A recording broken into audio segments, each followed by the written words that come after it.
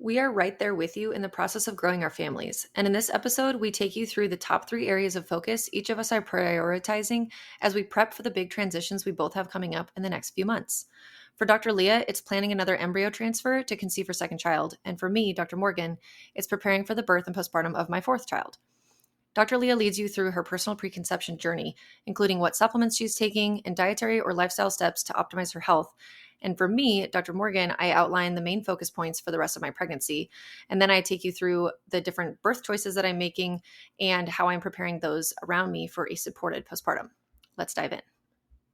Welcome to Healthy as a Mother, the podcast for becoming and being a mother, with your co-hosts, Dr. Leah Gordon and Dr. Morgan McDermott, two naturopathic doctors who get it. Each week, we teach you how to be the healthiest mother you can be, from fertility and preconception to pregnancy and birth prep, through postpartum and throughout motherhood, empowering you with the natural health guidance and education you're not getting elsewhere so you can confidently navigate the broken system at large. The real, the raw, the untalked about. And remember, this information is not intended to diagnose, treat, or manage any disease. Always consult with your doctor before making any changes. All right, I am so excited to hop in today and talk about the top 3 things you and I are each doing in preparation for our journeys toward motherhood, mine to becoming pregnant again via IVF and you to having your 4th baby. And we're going to kind of unpack what we're each doing individually and what that journey is looking like so that people kind of understand what we're doing in our own personal lives, because I think it's really helpful for people to know that and to learn from our journeys. So I guess I can start unless you wanted to hop in and say anything. No, I just think it'll be cool for people to see what or how we're applying these topics to our own life in our own personal ways, and what's sort of the priorities for us based on our health or our preferences. We talk about a lot of things on this podcast that sometimes does apply to us, sometimes doesn't. And that's always the way that it's going to be for you guys, listeners, as well, is that not everybody has the same path and the same story. And so some things may surprise you or whatever. I don't know. Well, I guess you'll have to see. But this is sort of our recap of where we're at right now, because we're sort of in this critical point where, you're in your preconception period with IVF a couple of months out. I am in like the end of my second trimester with birth a couple months out. And so, maybe we'll even do another episode as we're even closer in adding to our families. This is all the important work that we women do so that we can keep our future generations as healthy as possible. And there's selfish reasons why we do it too, because it improves our pregnancy experience, so that we feel good during our pregnancies, it improves our birth experiences, and then the way that we feel postpartum, of course, but really for the baby's health and making sure that we are doing our due diligence to create the healthiest babies that we can. So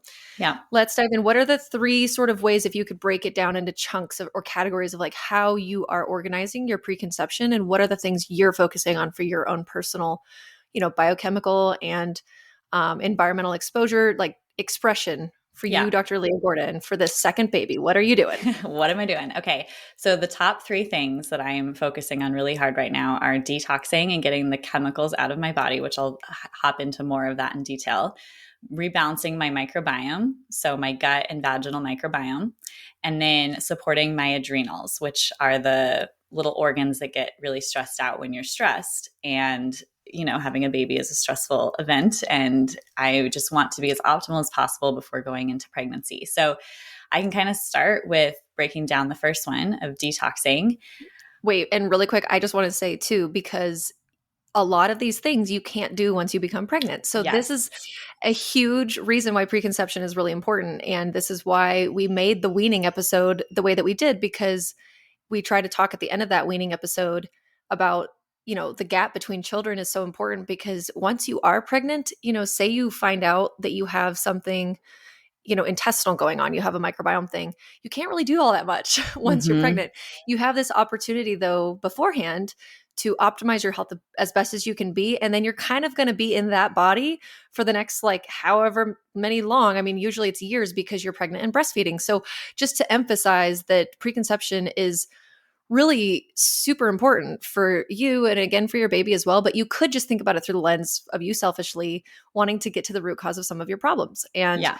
feeling really good entering motherhood, which we know is a really hard thing to do. And if we enter motherhood feeling sick and run down and worn out, that's not obviously going to be as fun of our experience as entering motherhood feeling really vibrant and well nourished and well taken care of. Yeah. And I'm so glad that you brought that up, because I think a lot of people think of preconception only for preparation for the first baby. But if anyone is listening to this who wants to grow their family, preconception is any time that is pre-conception, right? Pre having a conception.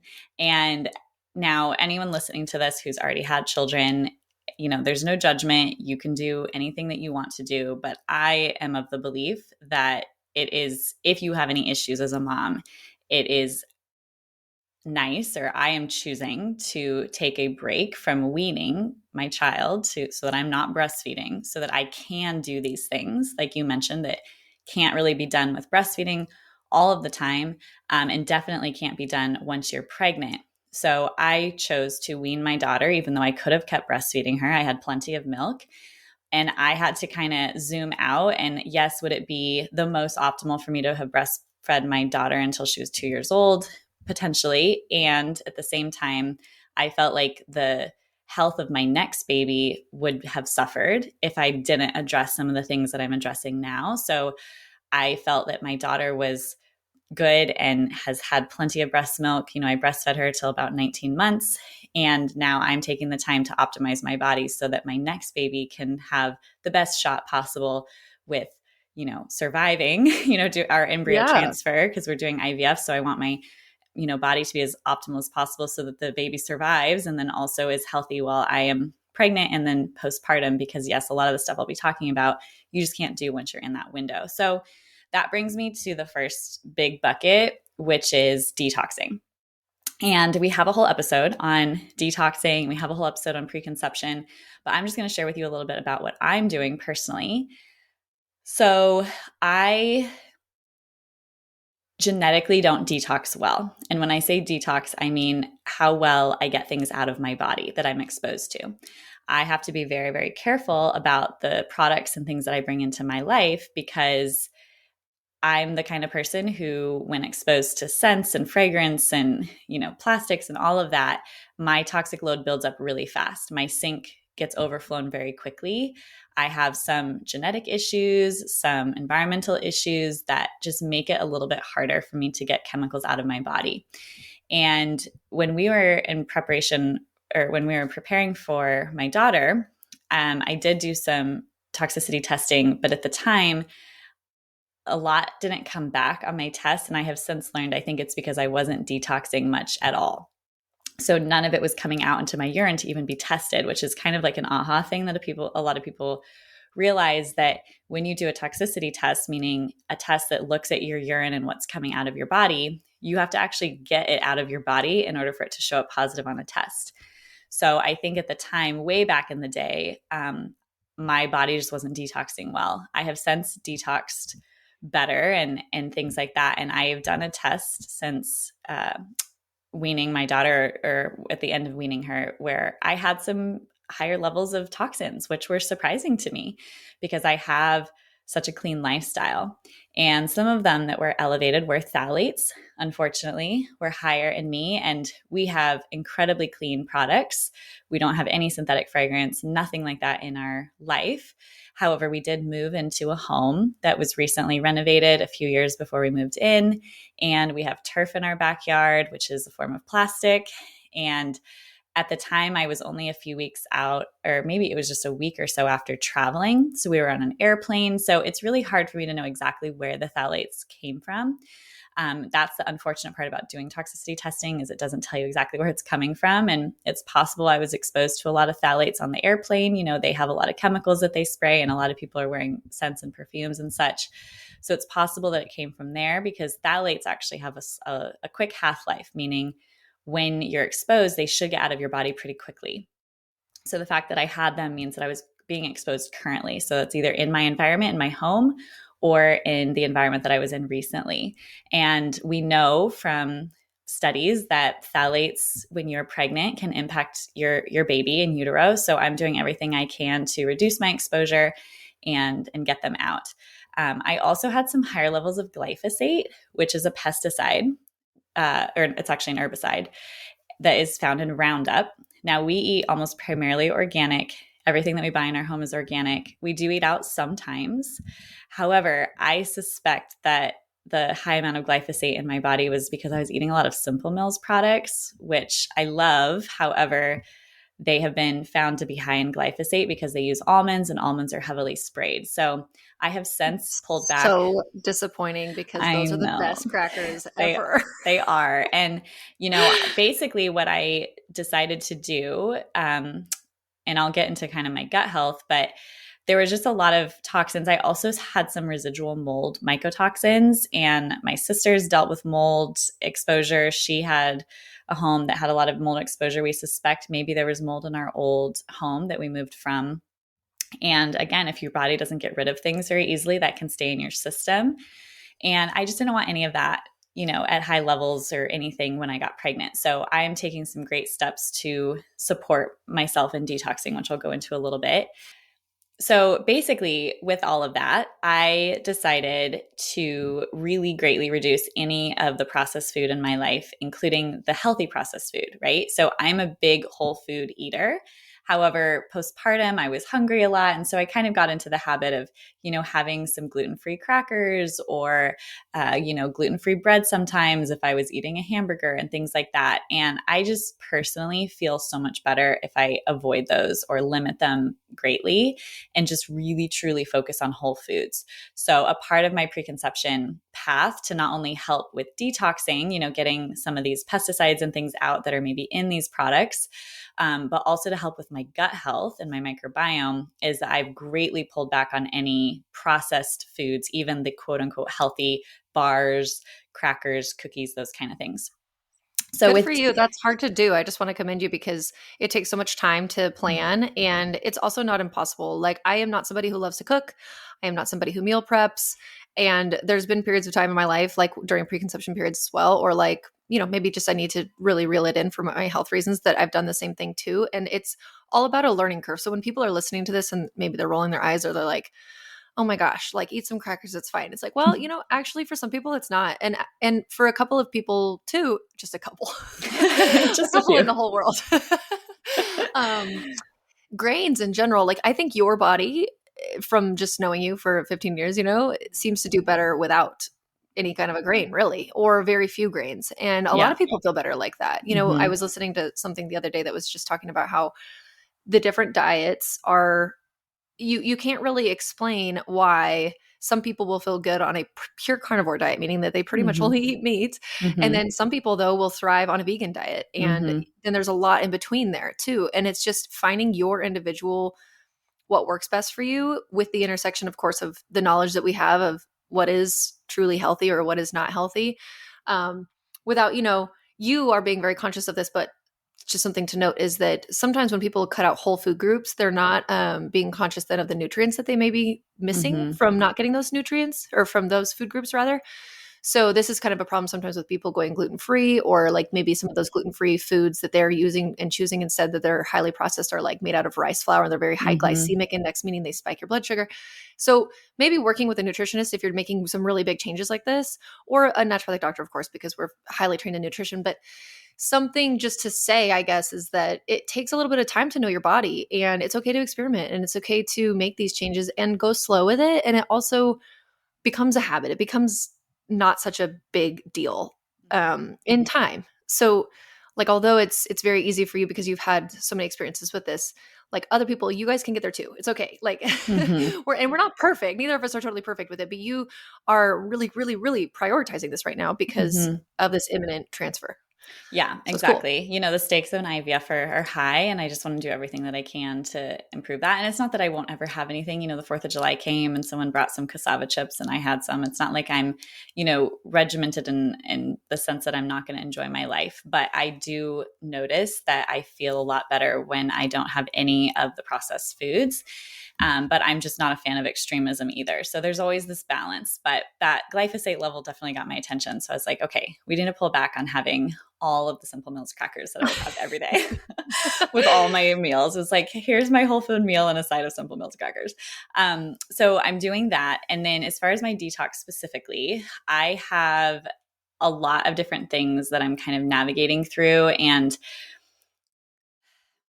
I know a lot and I have a lot of protocols in front of me. And sometimes when we're kind of acting as our own doctor, it can be kind of overwhelming. So I've called on some of my friends and colleagues to just kind of help guide me on, okay, just kind of tell me what to do for a while. I know all the things to do, but I just want someone to tell me, do this for a while. And so, getting rid of the mold mycotoxins is important. I definitely don't want those in my system.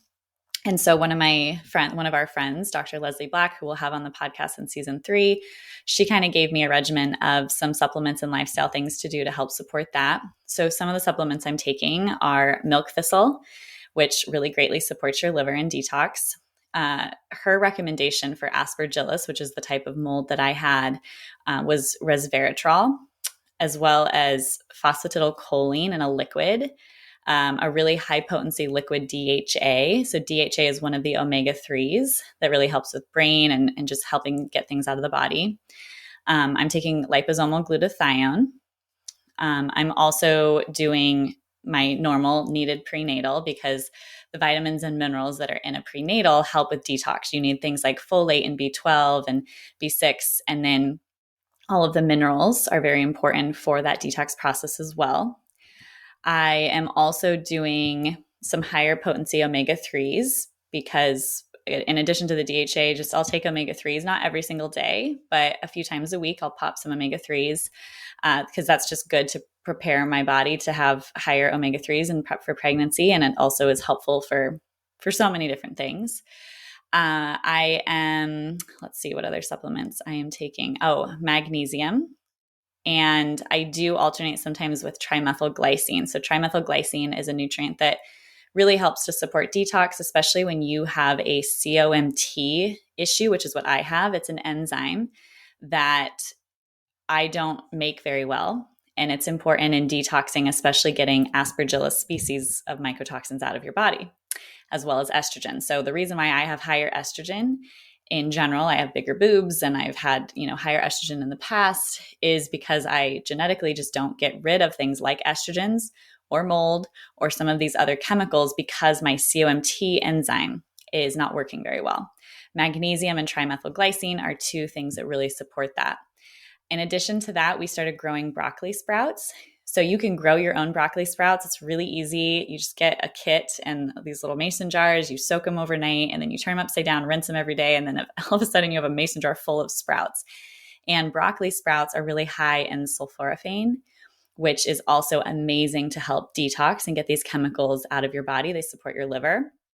And that's like a really cool way to show how you can do a whole food option for, you could take a sulforaphane capsule, of course, but there's a lot of other benefits to the broccoli sprouts, like fiber and, having good daily poops. And if you're confused about any of this, if you're like, well, you guys are going too fast, listen to our detoxing before pregnancy episode, which we'll link in the show notes here too, because Dr. Leah explains all of this with these analogies that are really helpful to understand. But pooping is one of the main ways to get things out of the body. And so the fiber in the broccoli, and of course, magnesium also helps with daily pooping. So I'm sure that that's one of your goals as well. But I just wanted to say that it's cool to see, you eating of food specifically for a compound in the food instead of just taking a capsule, which you can do. But there's also so many other things that are in broccoli sprouts, many other synergistic compounds. Again, even just the fiber, which is a macro, but still.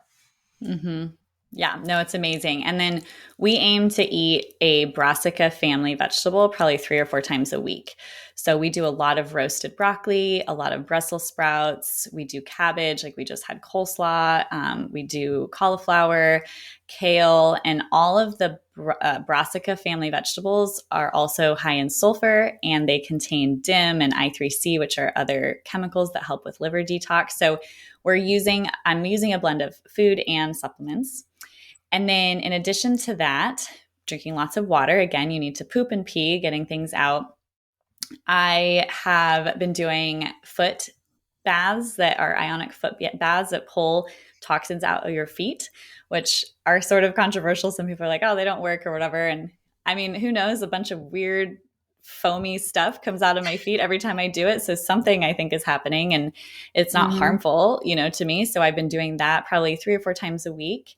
And then I have tried to sauna a few times. I'm trying to get established with a place that I like the most. I really do better in infrared saunas because I don't do well with the really high heat.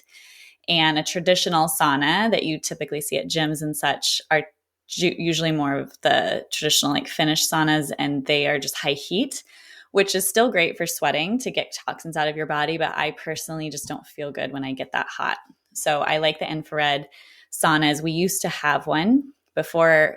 When I was detoxing before Avia, we had one in the house, but we don't anymore. So I've been kind of popping around different places on ClassPass, trying to find a good place that I like. And then doing hot baths. And Dr. Black also recommended this.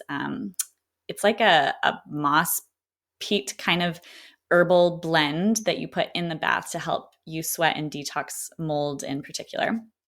Things like phthalates and BPA come out of sweat really well. So that's exciting to know that, the studies are showing that happens. And I'm also just being very conscious about what I bring into our home. So just to give you guys an example, I have spent a year saving money and emotionally preparing to buy a non-toxic couch. Emotionally preparing, I love it. Emotionally preparing. Because it's a big deal. It is a big deal. It's a big purchase. It's a purchase that I had to make online that I couldn't sit on. So I've been talking to different people who I've found who have one. It's called a medley couch. And I'll put the information about it in the show notes. But I wanted a big, nice couch for my family. What I've learned over the years from following other non-toxic people and just doing my own research is that it's a lot of times the furniture that we have in our home that can cause issues. And that's another place where phthalates could potentially be coming from. We had a really old couch, and, I've just learned since that as couches break down, if they have more of a toxic foam, it can off-gas more. So again, I'm doing things. Yeah, I'm doing things not in a alarmist way, but in like okay, we're ready to purchase a new piece of furniture. I'm going to do it in a more conscious way. Another example is we needed a cupboard to kind of put some of our kids' stuff in because I'm trying to prepare a room for our next baby. And I had ordered one on Pottery Barn, and they do a better job. They have a lot of Green Guard Gold certified furniture, which is basically a certification that shows that it's less toxic. However, when it arrived, I could smell the off-gassing of it. And I intuitively was like, this isn't good, because a lot of furniture is made with particle board, which means it's not solid wood. And that particle board is held together with glue. And the glue can be toxic and have a lot of chemicals that can be harmful when you are trying to conceive. So again, I was like, you know what? I have the option to send this back. And I don't have to, pay a fee to do it. I just felt intuitively my mama bear instincts kicked in. And I was like, I just don't think I should be breathing this in the whole time while I prepare for pregnancy and I'm pregnant, because it's a brand new piece of furniture. So I sent it back, and I instead found a local handcrafted company that makes solid wood cabinets. And I decided to purchase that instead because solid wood is typically less toxic and they use low VOC paint. And then you're supporting, a local, local person, which is cool. I mean, there's like benefits about all of this, Yeah, and then we have a turf in our backyard. When things get hot, it leaches chemicals like phthalates and things like that. So I am more conscious now of walking on our turf wearing shoes or socks, or being on a blanket as opposed to just being barefoot on our turf. So these are some of the steps that I'm taking. I'm reducing my exposure, and I'm also helping prepare my body to get rid of stuff. The next step that I'm taking, that next big tip, is improving my microbiome. So your microbiome are the gut bacteria in your body. And going through IVF and then having a C-section, I had to take a lot of antibiotics, unfortunately, which wasn't what I wanted to do, but it was what I had to do. And that unfortunately really disrupted my microbiome, and it shifted my gut to have more yeast overgrowth. In particular, there was an antibiotic I had to take with IVF called doxycycline. And as soon as I started taking it, I started getting white film on my tongue, which is a sign of yeast overgrowth. What that means is I probably already had some yeast present, and that just allowed it to overgrow. However, I wasn't able to do much about it because I went right into pregnancy after taking that doxycycline, because it was right before my embryo transfer. I went right into my pregnancy. My pregnancy resulted in a C-section with tons of IV antibiotics. And then I was starving postpartum, breastfeeding. So I was just eating everything I could find, bags of donuts and all sorts of things. I was absolutely ravished. And so I didn't care. I was just eating carbs and on carbs on carbs. And it's okay at that time because I needed to have the calories to feed my daughter. And because of that, my microbiome definitely took more of a hit, right? Because sugar and carbs can feed that yeast and just some of the bad bacteria that kind of overgrew because of the antibiotic use. So now that I am done breastfeeding, I can kind of approach my microbiome. And what I'm doing, because I'm detoxing, it kind of coincides, but I am taking some herbs occasionally to help reduce the bacteria, in particular a supplement called biocidin, which is really gentle but effective at kind of helping reduce bad bacteria. And my plan is after the month of July, I'm going to be hitting detox pretty hard this month. In August, I'm going to be doing some more targeted microbiome support, taking herbs to kill any potential parasites, also yeast and some bad bacteria, and then just flood my system with fermented food and lots of probiotics to kind of replenish. And then I'm also working on resetting my vaginal microbiome. And I actually have a course on this if anyone is interested to know more in specifics, like what I'm doing, called the Lady Part Repair Protocol. So I'll link that in the show notes. I won't go into the details on that, but sort of same thing of, reducing bad bacteria and bringing in the good guys. So that's my second kind of thing I'm doing for preconception. And the third is supporting my adrenal health. And I don't identify with being like a super stressed out person, but I think other people around me would probably say that I am. I don't know. Would you consider me stressed? Yeah. You can be honest. I would say that you handle it well, but you have a lot of just thoughts. I do have a lot of thoughts. Yep. That's a very kind way to say it.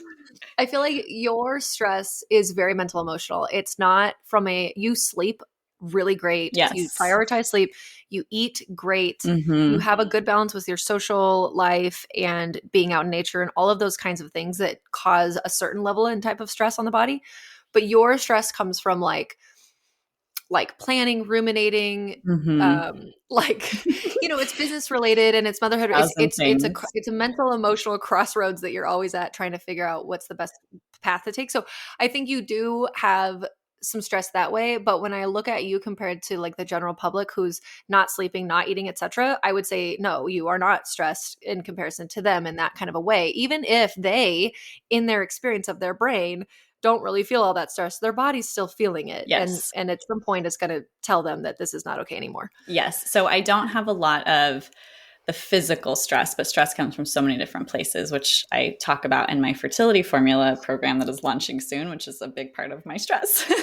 Yeah, so just like getting that prepped. But no, I'm very excited for it to be in the world. But yes, my stress mostly almost entirely comes from business.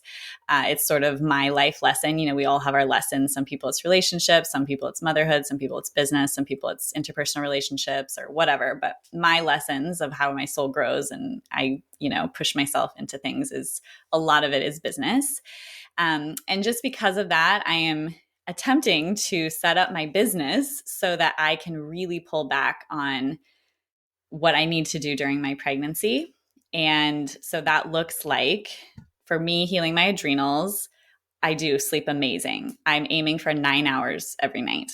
And I'm able to get it because my daughter's amazing. And it's a beautiful gift that she's giving me. So we go to bed and we sleep in so that I get 9 hours of sleep, which is really helpful for your adrenals. I eat very well, keeping my blood sugar balance is key. And then I'm taking adrenal adaptogens. Rhodiola in particular is a really beautiful herb for the stressed out person. And I also take Needed's stress support, which has a blend of rhodiola and ashwagandha and schisandra. And I really love it. I'm biased because I helped design it, but I think it's just great. So that's kind of what I'm doing for my adrenal health. And then a lot of my adrenal prep is preparing my life, my business, because I know once I'm pregnant, if it goes like my last pregnancy, I will be tired and I won't want to do anything. And it's not just tired. It's not fatigue. It's like I experienced the same thing that you did, where it's like all motivation to do anything drops gone off the face of the planet. It's gone. And it's not like, oh, it's accessible, I just have to try really hard. It's like not even accessible. Yeah, it's anymore. not there. And it just, you don't care, and you don't even care that it's not there. I had this thought in the shower the other day, and I was like, you know what? Women who choose to have families really do have a different experience in the work field, right? I mean, that sounds obvious, but I'm sure there are some women who don't, and they maybe are the main breadwinner and their husband stays home and takes care of the kids and things like that. But in general, the way I've chosen to be a mother and a business owner, things move slower and things are different because I want to be with my child and I want to be with my baby. I also want to be a doctor and have my business. And so there's just a lot more thought and preparation that kind of has to go into how that's going to work, because in a traditional world of business, you can't just take like 9-month, hiatuses from your business and think it's just going to keep going. If you want to personally step away, you need to put things in place so that it can keep going. Otherwise, everything you've been working towards sort of just crumbles to the ground. And I was in a really beautiful transition with my last daughter because I had a full practice. I was slammed with one-on-one patients. And right around the time when we were doing IVF, I was very stressed at that time, very overwhelmed. And I just came to a breaking point where I was like, I have to pull back significantly. And so I brought in a new doctor. I transferred a lot of my patients to them, and I pulled back significantly on one-on-one care. And then about my second trimester, I felt more motivated to see patients again and start working on my business. I've been in a super creative, motivated space right now, creating womanhood wellness and all my programs and the fertility formula and everything I've been working on. And I'm trying to take advantage of that because I know that once I'm pregnant, that motivation is probably going to go down. So I'm doing everything I can to get that all prepped and ready. And then I plan to hire an online business manager, hopefully, who can help take over my practice and allow me to kind of pull back. So I'm being very conscious of knowing that I am in a season right now of pushing, but not to push too hard that it stresses me out. And so that I can have this preparation and prepare my body to have less stress while I'm pregnant. So there's a lot of things I'm navigating. And this is such an analogy. I just saw it all flash before my eyes. Great. This is the prepping that you're doing now is analogous to, so this is just the business prepping. Mm-hmm. You are prepping yourself to be in a position where you can take time off, or where you can lean into the feelings that you're going to have being in this completely different energetic and brainwave state, which we know that we go into a different brainwave state during birth, but I believe that it lasts for a long time. People will call it the portal. Like the birth portal, or the postpartum kind of bubble, or whatever. And, some people like to talk about it in terms of it's like an oxytocin high, or it's like a whatever, but you're literally between worlds for a very long time. And it's such a gift to be able to be in that space and to stay in that space too. So we do a lot of prep so that we can have postpartums like that, or we should be doing that. Right. But that's one of the things that we're trying to push is hey, we need to be talking with our friends and family, cooking freezer meals for weeks and weeks and weeks of food so that you don't have to cook a dang thing for the first 2 months of your baby's life, ideally, or whatever it is. And it is a lot of this prep at one point in time so that you don't have to do a dang thing at another point in time. And it reminded me of the book, The Red Tent. Have you read that? Yes. Mm-hmm. Okay. So remember in that book, and we'll link it as well because it's a great one if you are interested and if you've never heard of it.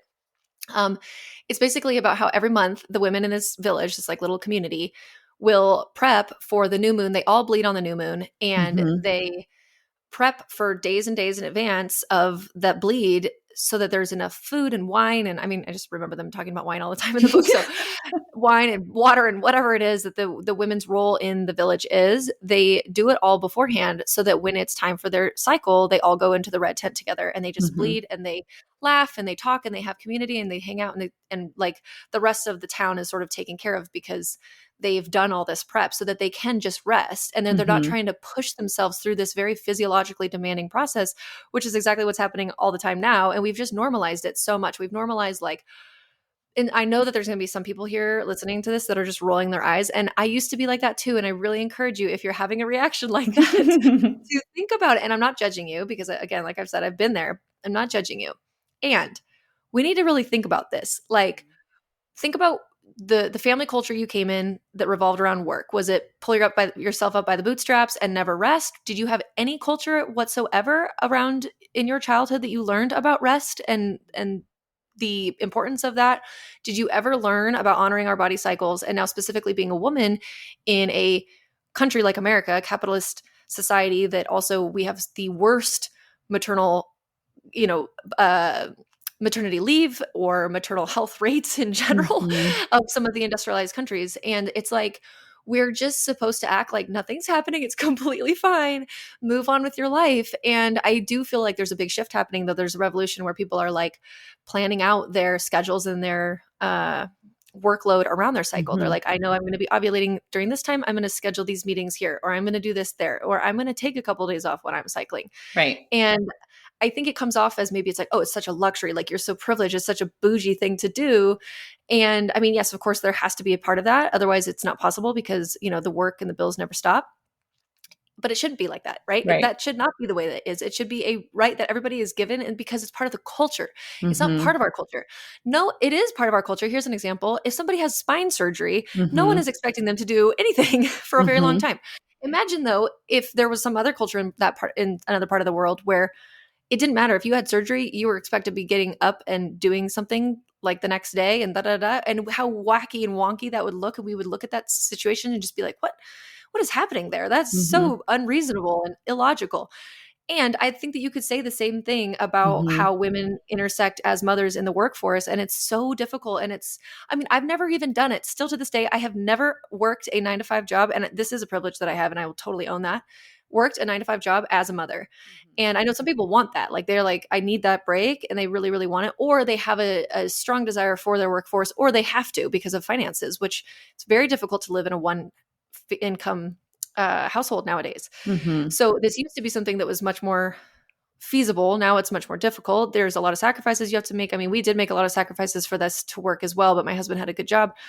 And, we moved to a state that was much cheaper so that we didn't have this financial state, kind of pressure so that I could stay home with the kids. But still, it's like, I can't even imagine. And I'm like, well, how do we balance? How do we do it all? And then it's like, I have this desire to homeschool too. And it's like, well, how do you homeschool and work? And because I do also like my work, I am less into it, I think, than you are. And you've always been, the business stuff and business side of things has always been such a passion for you. And it's always come really easily to you too, which I really honor that in you, because it's like, you're just natural at it. You're very good at it. And I don't know, I'm just kind of going off on this tangent, but I feel like it's so frustrating how these kind of preparation moments are not honored or not talked about, or they seem like, I don't know, maybe this is just me, but it feels like there's a bias against it where it's sort of like unnecessary, or people like roll their eyes. They're like, oh, whatever. Like, but you know what? It's like, we have to, if we want to set up an experience that we want to have, like you want to have a pregnancy where in case you feel badly, like you did, you don't have to worry about it. And things are plug and play. And then you can spend more time with your children, and I don't know. It's just, prior, my husband used to work in the Navy, and they used to say prior prep prevents piss poor performance. And what you're saying is exactly correct. And our cycles actually with our hormones are designed on purpose for us to have periods of push and then periods of rest. The estrogen that increases during the follicular phase leading up to ovulation sets us up so that we are motivated, we're energetic, we want to go do stuff. Our testosterone is boosting at that time, so our motivation increases substantially, evolutionarily probably, so that we could prep, we could gather food, we could do all of these things, because once we could be quote unquote pregnant after ovulation is when progesterone hops up and makes us want to slow down and rest and kind of like do that all the way until our period when we really need to be resting. And that a lot of times when women don't honor that cycle, then they do end up things with PMS, which is premenstrual syndrome, but some people say it stands for please move slower. In the sense of, we just can't push it the whole time. And I think the same birth and preparing for pregnancy is just like a ginormous thing it's a macro of a micro scale of your cycle. And, for me, people might look at me again and say, oh, well, you are so privileged that you have this company that you can kind of do whatever with. But I have been preparing for this since I was 15 years old. I have known. Yeah, it's not for lack of work. Yeah, I have known that I wanted to be a doctor, a business owner, and a mother since I was a teenager. And so I have taken, 2 decades of preparation for these moments.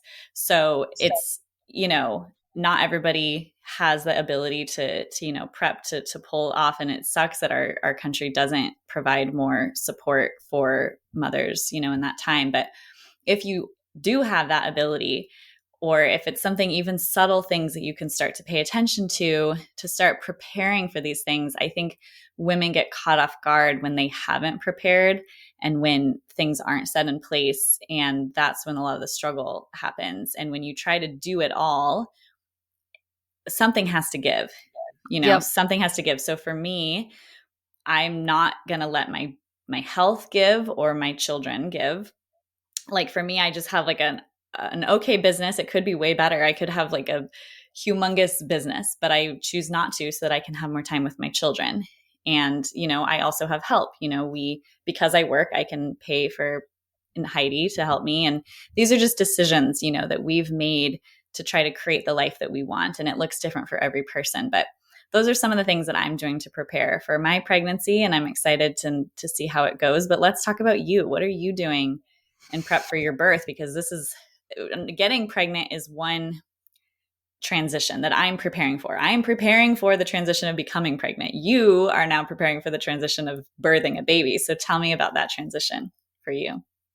Yeah. Okay. So I'm 24 weeks pregnant, almost 25 weeks pregnant now. And so, the third trimester starts at 28 weeks pregnant. So I'm getting close to the third trimester, which sounds crazy, but I do feel like in the last maybe week or 10 days that like my sensations of the baby, like, and the way that even the way I'm walking, I'm kind of like, oh, wow. Yeah, no, this is like, I'm pregnant. Oh my God, I'm pregnant. Oh my God, I just realized. And I knew that I was, but I'm starting to like, when I lay down in bed at night, I don't want to get back up, that kind of thing. If I have to get back up for some reason, I'm starting to be like, whoa, yeah, there is a presence in this body where up until this point, although, with feeling sick, nauseous, whatever, it wasn't like that physically. So anyway, that's kind of where I'm at right now. And I just keep having these moments. The reason I bring it up is because it's fresh on my mind almost at like any moment. I'm kind of being like, wow, why am I having, it's like I haven't integrated. Like I was even saying to my husband last night on the couch, we're going to have another baby. And he was like, yeah. To be like, no shit. And I was like, but think about that. I was like, I remember being this pregnant with my third with Sloan. And when we didn't know who she was yet, we didn't know even if she was a boy or girl at that point, because we didn't find out the sex with her. And just thinking about how like fast forward 2 years from now, there will be another little girl in my house, like toddling around Avi's age, 18 months old, with like hair and eyes and personality and, wants and likes and dislikes and all of these things. And I just am like, it's almost so surreal to think about, because I know what joy and amazingness that is. It's like I'm looking at like a theme park that I can't wait to go on the rides on, but it's just like hasn't opened yet. It's being built. And I'm like, oh my gosh, we get to do that. But then of course there's like, a little bit of worries and some fears I have too, because postpartum is hard for me. So what I'm doing in terms of pregnancy right now and kind of preparing for the birth and the postpartum, and if I were to break it down into 3 things, I would say there's like an element of me that's focusing on my pregnancy, of course, right now. And then there's my element of working on my birth, and then an element of working on preparing for the postpartum, which has only really just come into my like lens and my sphere in the last couple of weeks. So in my pregnancy, the number one thing I'm doing is I'm working on getting a lot of protein. And if you've been following my Instagram account, you'll see that I talk about this a lot. And I've been trying to post because people are saying it's very helpful to see. And I agree. I think I kind of consider myself my own target market. So I really just post things that I like about other people's accounts where I'm like, that's helpful. Like that was really cool to see. And so I've been doing these reels series called like What I Eat in the Day at certain weeks pregnant. And so I'll link those in the show notes here too. But working on protein has been so much easier to me than just the idea or the tenet of like eat a lot or eat well. And so for me, that little paradigm shift of thinking about it in terms of protein has made a huge difference. So things I'm eating a lot of, and I know not a lot of people can eat these things, but I eat a lot of eggs. I eat a lot of dairy, like a ton of dairy. I can't even, every day I probably eat 4 to 5 servings of dairy. I eat lots of Greek yogurt, cottage cheese. A quarter cup of cottage cheese has like 14 grams of protein in it. It's insane. There's so much. I'm so envious of you being able to eat dairy. Sorry. It's okay. I'm so It sorry. just seems so fun to eat. I know. And a lot of people, they maybe have a problem with it just theoretically, but they don't know. I encourage you to try it because maybe it's okay. Or maybe raw dairy. So I drink a lot of raw milk. Sometimes I make raw kefir now. I haven't been making it as often lately because we've been traveling so much. And like with any other fermented food that you're making yourself as like a sourdough starter or kefir grains, you have to keep them alive. And because we've been gone so much, but now we're going to be in town for a little while, except next week when you come into town. But anyway, and then the week after that, when I'm out of town again, I need to start making it again. So I drink a lot of raw milk. That is a controversial topic. I totally understand. I get people backlashing up on me on Instagram all the time. And I just encourage you to look into the risk profile of that because I am not concerned. I am truly not concerned. There is a huge amount of probiotic activity in raw milk before it's pasteurized and everything's killed. And a lot of those good bacteria cancel out any of the bad bacteria. Listeria and those different things are because these raw milk companies are up against such scrutiny at constant times, their testing is really adequate and really good. I've also been to this farm that I'm buying the raw milk from, and I just feel super comfortable with it. I love it. The cows are grass fed. They're happy. They're like, it's a beautiful, picturesque Waldorf book scene, of cows eating grass and being milked by, these farmers' hands. It's beautiful. So that's something that I choose to do. I also eat a lot of raw egg yolks, which people also have a big problem with. And I wouldn't do it with conventional raised chicken eggs. I wouldn't. Like if I went to the grocery store and I bought a just carton of eggs, I would not eat those raw. I'm actually becoming like such an egg snob now because we have our own chickens, and you don't have to have your own chickens. You can find a local person who does have backyard chickens or farmer, which back to supporting local, I think everything is going to, we're in a big revolution right now where people are starting to realize like what's important and how to keep the world from falling apart. Some pieces of that include not using AI, which I refuse to do. I will not. But also, not always supporting big ag and like finding your local farmers or who is the closest to you. Because I know that there are parts of the country that are sort of really, really far away from any farms. Now in Idaho, there's farms around every single corner. So it's very easy to get local, pastured chicken and the grass-fed beef. Like it's really easy. It's really highly available to us. So I know that not all places are like that. But anyway, I just feel really good on dairy as well, which a lot of people don't, but I do. And then meat. I mean, I eat a ton of meat. So I eat way more chicken now than I used to. But because my iron levels are so low, if you've been following me, I've been kind of sharing my ferritin story. So ferritin is a long-term iron storage molecule. And I knew my ferritin was low in October. So basically, let's see. So yeah, we're coming up to like a year. I knew it was low, but I wasn't in preconception period because this baby kind of snuck in. We weren't sure if we were going to do the fourth baby thing. And I was also dealing with some long COVID symptoms at that point. My expression of COVID during the acute phase was really not bad at all. But then I had these low grade daily fevers for like 5 weeks and it sucked. It was so obnoxious and it felt like nothing I did was improving it. But then I also lost all motivation because I felt really terrible every day. And so I did this huge cleanse. It was like a combination parasite and detox cleanse, which I had not actually done something like that in my life. And I have never felt better in my whole entire life. my immune system also, this is just a personal side note, but my immune system in my body is kind of my like weaker system. Whereas maybe for you, it's like digestion, I would say Yeah. probably. Yep. So for me, it's more immune system. It's like I would just get sick around every corner. Anytime the kids would get sick, I would get sick. And I went through the entire winter, November, December, January, February, never becoming sick, not one single time. And the kids were sick constantly, off and on, or one of them was sick or something, or somebody was snotty at one point. And normally my normal baseline me would have been sick. And I just didn't. It's like it really reset my health in a different kind of a way. And I think that's also probably why I ended up getting pregnant the way I did, because it was like I was so healthy and so vibrant. And yeah, this baby saw an opportunity and really came in, and I'm glad that she did. But I was just so surprised by that whole thing. So I didn't fix my ferritin. Long story short, I didn't fix it because I wasn't in the preconception period. And now, okay, so back to our preconception points from earlier.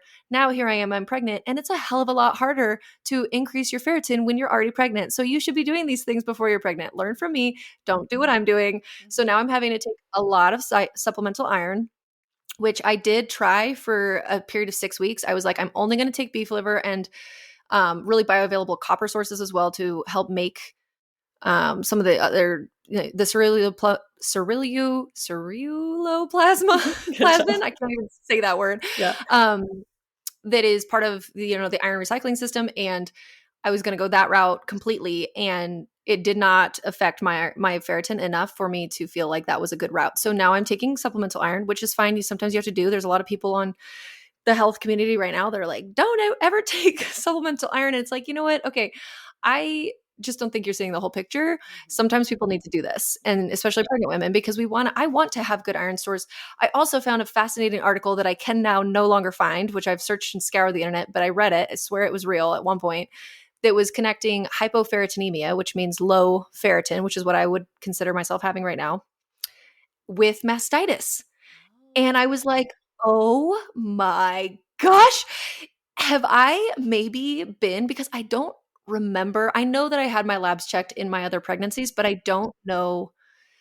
I couldn't remember ferritin numbers. I can't remember if I was even as like interested in all the optimization stuff as I am now then. But I wonder, especially after my first, because I had it recurrent mastitis.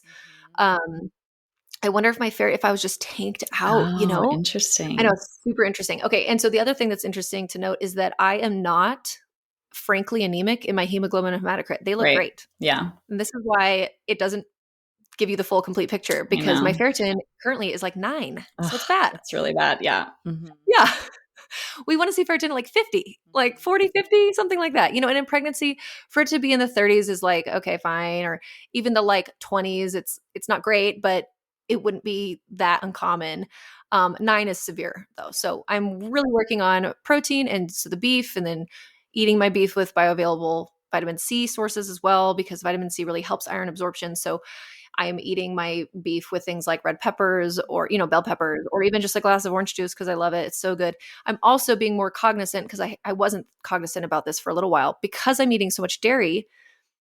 Dairy prevents iron absorption in a full way, and because of the calcium. So you have to be kind of mindful of some of these things. So what I do is I take my iron at night, usually right before bed. That's when I always recommend people take it, which is why Needed. So if any of you are listening and you take Needed's prenatal, I just want to plug this. Yes. Needed's prenatal does not have iron in it. Some people love that because they don't want to take the iron. But if you need iron, you need to take extra iron. Needed has an iron, or you can find other brands. I recommend iron bisglycinate is the form, but you need to take it separate because it is not in your prenatal, just in case any of you are taking Needed's confused about prenatal. That. Yes. And a lot of people enjoy that about Needed's prenatal because they don't have low iron and they don't actually need it or want it. That's why the company did that. And it's cool that they did that. But and we did it because it doesn't absorb well, with the other nutrients. So it's sort of like a waste, to take it all together separately. Yes. Absolutely. Okay. So that's what I would say I'm doing. And then in terms of exercise, I have always just been a walker. I was a yoga instructor here and there. I did some yoga here and there, but I also totally ruined it for myself, which is like a story for another day. But I love to walk. So, and now I have a dog, which I'm obsessed with, and he's obsessed with me. It's great. It's a mutual relationship. And we have a lot of easy to walk, kind of like fields around us as well. So I am prioritizing walking. I would say I don't do it every day, but I will, no matter what, do it every day past 32 weeks. It's just like this kind of thing that I have in my head. I don't know. I've always done that with all my pregnancies, though. I will also seek out hills whenever I have the chance. Hill walking or stair walking, I guess you could do it up and down in your stairs in your house or some kind of a building. Really, really helps bring so much blood flow to the entire pelvic bowl, the low back, the butt, the quads. And if you're having any kind of like, now, if you have a pubic symphysis disorder, which is where the pubic bones, that area where the two bones of the pelvis meet, if that's maybe feeling unstable, this might not be for you. But if you're having that like deeper lower back and kind of side achy where your psoas runs along, which is the expression I more get towards the end, the only thing I go to the chiropractor, I'll get the massages, whatever. But the only thing that consistently helps me is walking up and down hills or stairs because of the blood flow and then the kind of the stretching, the pulling and contraction and release of that action. It's just also the best pregnancy exercise that you can do. Yeah. You know, I do my 40 squats when I brush my teeth at night. Mm-hmm. That's my other exercise thing that I do. I love it. But that's kind of where I'm at with my pregnancy. I'm really prioritizing food, protein. Oh, and I'm still on the track to try to gain 65 pounds is my goal. But right now I'm kind of hovering and I haven't gained much past like 33 pounds. I don't know. I'm also way less hungry. Now I'm in that phase where I really am being like forceful of myself to eat food because I could just go hours and hours without. Where in the beginning, in the first trimester, your insulin spikes a lot and you're building this baby so quickly and blood sugar just tends to tank out really quickly. And so I was ravenous that whole first trimester and then a little bit into the second. But now I find myself in that stable point where I kind of can fall back into my old patterns, which is maybe I get busy and then I don't eat and I'm like, oh crap. And so I really am trying to focus on that. Good. Okay. And then with my birth prep, I am not doing a whole lot. I mean, this will be my fourth birth, so I do know what to do, but I have different birth preferences this time that I wanted to share because some of these things just didn't really seem that important to me in the past. And now I feel like they are important. So let me pull up my little notepad here, but I've been thinking a lot about this. What do I want? This is definitely our last baby. And I know I said that last time, but I know for sure this is our last baby. So I am trying to be so present to the entire thing. And now at this point with the baby kicking and moving, and I can feel her so much that I just love being pregnant from this whole point onwards. I never really get like too big and too uncomfortable. But again, I want to remind people I'm almost 6 feet tall and I have a very long torso. So I don't get all that uncomfortable. Yeah. I think that's also why I can make big babies and it's fine. I want this baby to be 10 pounds. That I'm trying to manifest. I gained 60 pounds. The baby's 10 pounds. All my kids are there for the birth. So that would be my goal. One of my goals is I really want all the kids to be there. I think that I truly believe they're at the maturity levels now. Even she'll be 3 right before the baby's born. I think that she can handle it. Mm-hmm. Where in the past with some of my other past births, I didn't think that my kids could handle it. But I do think this time around, it would be beautiful and wonderful. Mm-hmm. But in addition to that, I really want this birth to be super hands-off. And my midwife is very hands-off, but I've even asked her to be further hands-off. Cool. If she feels comfortable with it, to act as if she's truly not even there. Mm-hmm. Which, sometimes people are like, why? And I guess it's, to me, I don't need or want. And if I do, I'll ask for it in the moment. If I'm like, I need you guys to be like helping me. This is really hard. I need encouragement. I need touch. I need whatever. I'll ask for it in the moment. And I encourage all of you to do the same thing. But the way that my last 2 births have gone, I didn't really want or need much support at all. I just was in my own focused state. And that's where I had the best time, was like really not getting pulled into any other sensory experience that was happening in the room, and being completely in my own kind of head and focus space. Yeah. So I want no cervical checks, which she's down to do, unless we need them. I asked for a cervical check with Sloane's birth. And then with Savi's birth, it just kind of happened. It didn't feel violating to me. I knew it was sort of part of the like protocol. The first cervical check for Savi's birth was like, I was kind of curious. I was like, where am I at? And I was shocked when she said you're at like a stretchy 8. I was like, oh my gosh, this is happening so fast. And it was with the second cervical check at Savi's birth. That was kind of stupid because literally her head was like coming out of me. But the student midwife, bless her soul, they have to learn at some point. So whatever. Again, I didn't feel like it was violating. Some people do with cervical checks. And then with Sloane's birth with the same midwife that we'll have for this 4th birth, I did ask because I was curious. Now this time around, I want to, who knows, maybe I'll change my mind. I don't know. I'm not beholden to these ideas, but I want to just go with the flow of everything and be very hands off and no cervical checks. I also want to catch the baby myself. Now, Wes has always assisted with that, and that's been really beautiful. But I have this sort of vision, if everything goes the way that I'm thinking, where I'm on my kind of hands and knees in the tub in the middle of our living room and all the kids are around and I pull the baby up myself completely by myself. Now, if I'm in some kind of a funky position, I'm standing up or, I'm on hands and knees on land, I may need help and that's totally fine. I'm not beholden to this. This is sort of just a dream, or like maybe if it goes in a way where it can just be me, I would like that for myself with this, one last baby.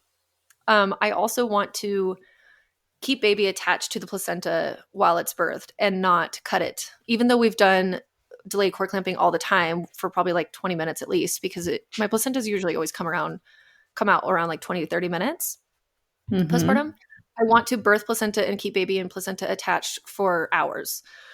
So I'm not really interested in a full lotus birth. Lotus birth means where you leave the baby attached to the placenta for as long as it takes for the cord to naturally dry and break away from the umbilicus on its own. And you kind of put the placenta in a little basket and you cake it with herbs so that it's keeping it kind of fresh smelling, but also like keeping their antimicrobial herbs or things like thyme and sage. And I think that's great. I know myself realistically, I'm not really interested in that, but I want to keep the baby attached to the placenta for just as long as until I feel like let's cut it off, Good let's cut it off now. And yeah, so I guess I just want things a little bit more as if almost to emulate more of a free birth where it's sort of on my terms even more. And I feel like I truly feel so supported by my midwife experiences. Really, really lucky in that. But I think I'm just kind of craving a fully mother-led, me-led, and also just these little things, again, that they didn't seem important to me beforehand. I never had wishes that weren't met. It's not like that happened. It's just that this time I'm like, actually, yeah, let's make that happen. Let's not cut the cord until the placenta's been out for a couple of hours. Or let me try to just only grab the baby if I can. And I think I pretty much did grab Savi, because I remember trying to pull her out and she was stuck at her umbilicus for like a hot second. But anyway, I don't know. I'm just imagining being in the tub in our living room. So we used the bathtub in our bathroom with Sloane's birth, and that was fine, but it was a little small. And so given that I want the kids in the bathroom with us too, it's just not enough room. So I'm going to borrow the tub from my midwife, which is nice. A lot of midwives or not always, but a lot of them will have them that you can rent from them, or that they'll just even reserve for you for free, that you may not even need to pay anything. So that's kind of like what I'm thinking about now for birth. And then I've begun the process of another thing that I always do is listen to lots of birth stories. So I've begun that process now where I'm consciously, intentionally, like when I'm driving or when I'm on the walks, I'm listening to birth stories. So instead of catching up on my Marco Polos, which I love so much, or calling you. Yes, which I've never answered because I'm so bad. It's okay. You've been answering a lot lately. Good job, I have to say. Thank you. I took my phone off, do not disturb during the day. Perfect. Thanks. Well, Otherwise, okay. I'm just sitting there calling you back to back. I know. I love it though. It makes me so happy every time I see that I've missed a call from you. It brings me joy.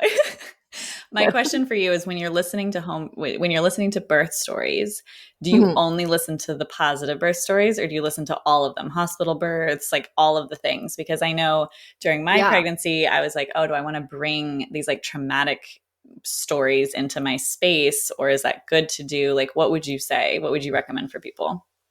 So I think you have to really know yourself. Are you an information person, or are you I get really anxious and I ruminate on the bad person? Because I've ran into both people. I'm an information person. So when I was preparing for my first birth, I listened to every story possible, and I really learned from the negative ones, or the ones where the women had a negative experience or where something traumatic happened, because I was still learning about birth. Yeah. And I was still learning I was still making and formulating in my mind the patterns. And, I've noticed that these women who maybe do X, Y, and Z, this kind of thing typically seems to happen. That's really interesting. And then I noticed that over and over and over again. So for me, all of those little types of things really packed my subconscious with a lot of good information that I wanted to know, so that I wasn't surprised, and that I felt like I really knew, okay, there's a lot of different ways that this can go. And then I also preferentially, yes, I did try to focus on the positive ones so that I wasn't afraid of birth. Although I would say, honest to God, I was never actually afraid of birth. Truly, deeply down in my soul, my fear with my first birth specifically was, I know I have to get my own freaking head out of the way. Because if I am in my own way, I will fuck it all up. And I'll be so mad at myself if I'm anxious and I'm pulled out and I'm like, blah, blah, blah, blah, blah, blah, blah, because I'm, you and I are both very cognitive people. And that's my tendency, is the mental emotional stress as well, just like you. And so I knew if I at all, my preparation was completely solely focused, and that's why I did hypnobirthing, around dropping my mental emotional monkey mind stuff and dropping into my body and fully trusting.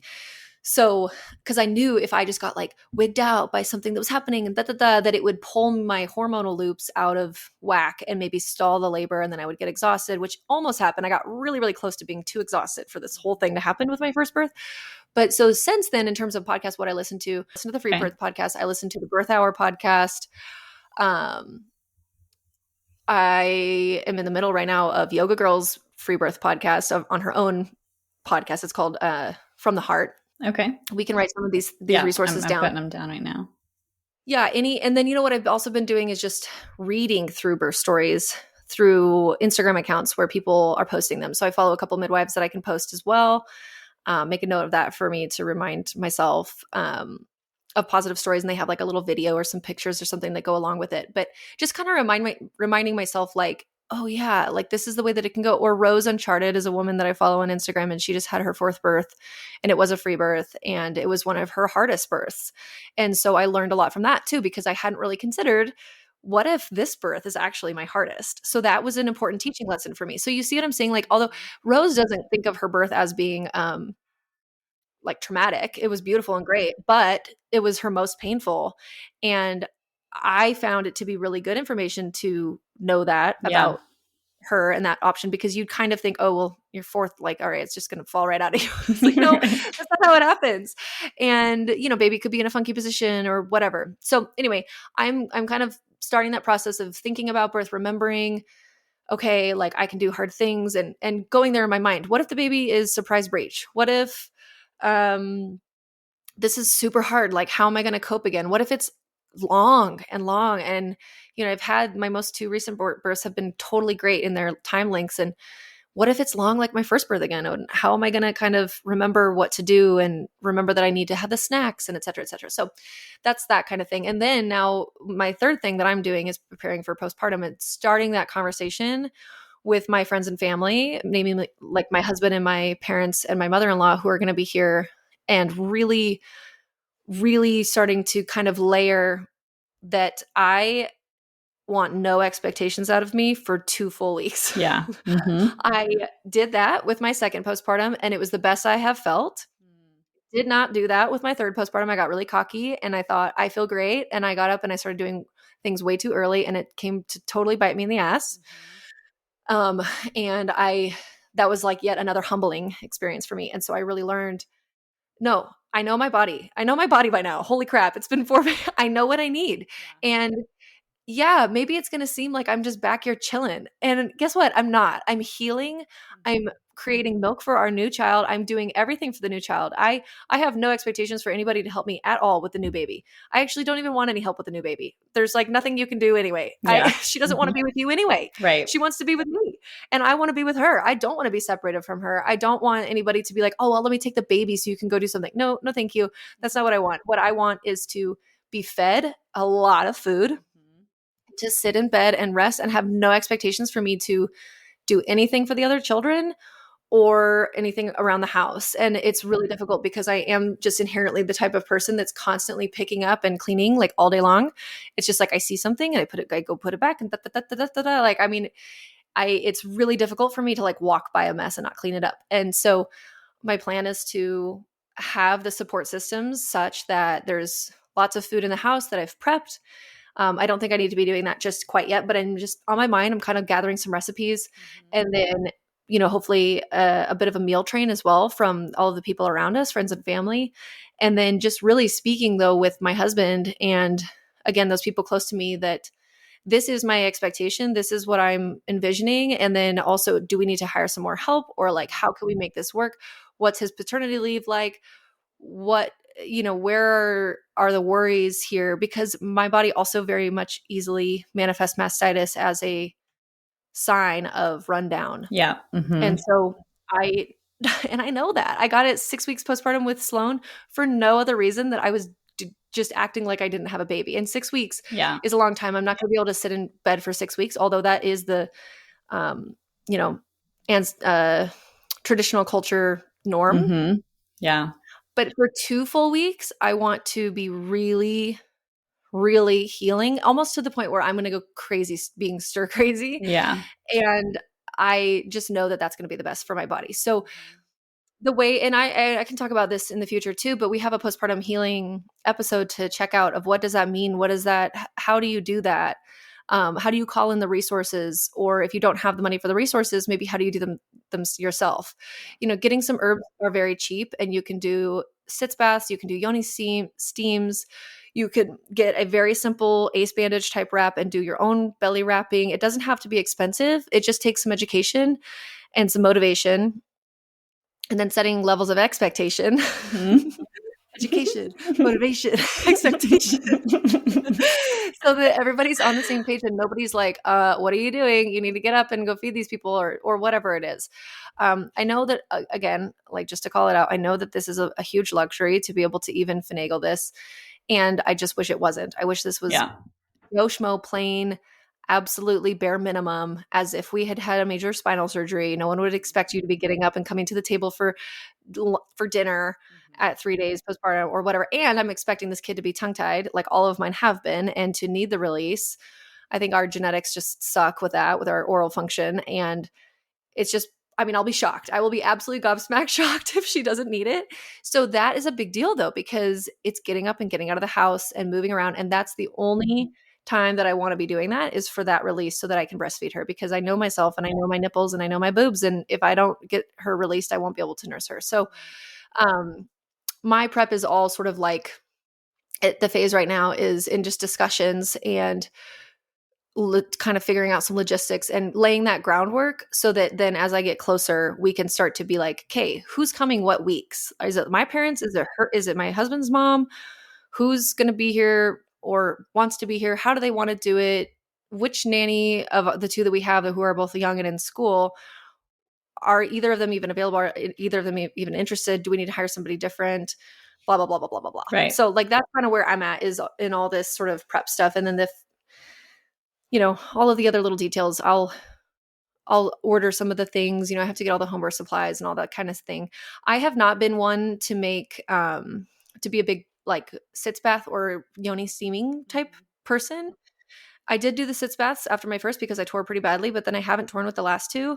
If I tear, I'll do that. But I don't think I'm going to buy anything ahead of time. There's a lot of things that I just know now, like, I don't really need to do that yet. I can kind of wait. And then I know also like where my priorities are with money. My priorities would be lactation and craniosacral help. And then maybe like a session of craniosacral or massage for me within that first week of postpartum as well. Just really helping with aiding my relaxation and my oxytocin to make milk for the baby. But everything for me in the early postpartum revolves around my nipples, healing, latch, pain, revision, all of those kinds of things.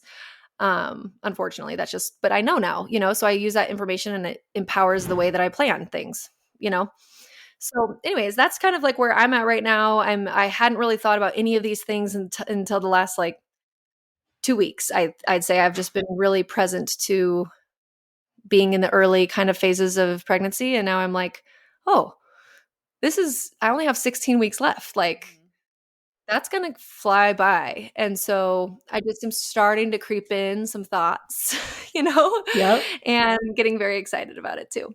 Oh, so good. I feel like you are such a wealth of knowledge, and I'm so happy that you have learned all the things that you have, because I don't have to go learn them, and I'm just going to ask you them. Yes. And it's my favorite thing to tell you. And anybody else who's looking for support, I don't know if you're seeing anybody or doing anything around supporting people, but just all of your resources are so awesome, and to follow you on Instagram and just learn from you for anyone who's going through that. I am doing consults. Yeah, I am doing consults, and I think that people find it a little bit confusing. So I just want to clarify here while you mentioned it, is that they're like a health consult style, meaning that I am not acting as your primary care doctor, or if it's about your child, I'm not acting as a pediatrician, which is something that I do here locally in Boise once a week. Although actually now I have pulled back to once a month, and I'm not taking any new patients because I'm going on maternity leave, and it just doesn't seem fair to take on new patients for just a couple months and then dip out while you need new care. So if you'd like a referral for a local ND, I can give that to you. Just message me somehow. You can either email me or on Instagram. I'm very active in my Instagram DMs, so don't feel. Great. And I'm sorry that I'm not. For anyone listening, I need to be better about that. Well, you are getting there though. It's just you're busy, I know. But the consults are one-on-one, and it would be something like, say I spoke about this recently. Like if you just find out that you're pregnant and you have no idea what to do, and your practitioner won't see you till you're almost at the end of the first trimester, I can create the entire plan for you of, what would be an ideal diet, things, goals for the diet, the supplements, the symptom management as well. So maybe you don't feel sick yet, but if you do, then here's the things that we can do about it, etc. Or a preconception plan. So I make a lot of preconception plans. I make a lot of early pregnancy plans. And then I speak to a lot of pregnant women who are planning some kind of a birth or postpartum prep, and they just have some questions about logistics. I've also helped several women with lactation things who are in that early postpartum, or maybe they themselves have some kind of a nutrient thing that's going off, like their thyroid, or they're anemic. And then I have also helped several families with pediatric cases. So, maybe it's that their child is constipated, or it's eczema, or it's something like that. Sleep. One of the babies never sleeps. So, different things like that. So there's a lot that we can talk about. The reason that I delineate that it's not that I'm not acting as your primary care is because I'm not going to be able to order you medications or labs. I can suggest them, and you can get them done, and I can make suggestions thereof. But it's just a little bit of a different. You need to understand that I'm not doing telehealth for you. It's more consultation based. It's recommendations in general for these general things, but it can be very, very helpful. And I love it. I'm sad to not have to, not be able to do them in that early postpartum again. But again, that's one thing I'm prepping for, is to not have any clients around the time of my birth and postpartum, so that I can just be very in my body and out of my head. Yeah. I love it. Okay. Well, this was awesome. I hope everyone learned a lot from listening to this podcast, and we'll see you next time. All right. Bye. Thanks for listening to this episode of the Healthy as a Mother podcast. In order for other women to hear this information, please leave a review with Apple Podcasts, subscribe, and send to a friend who could benefit from this content.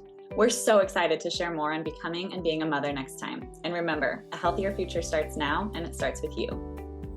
Please remember that the ideas and views presented in this podcast are for informational purposes only, and are not intended to serve as a substitute for medical care of any kind, including the diagnosis or treatment of any illness or disease. Consult with your provider before integrating this information into your own care plan. Now go have a wonderful day. You've got this.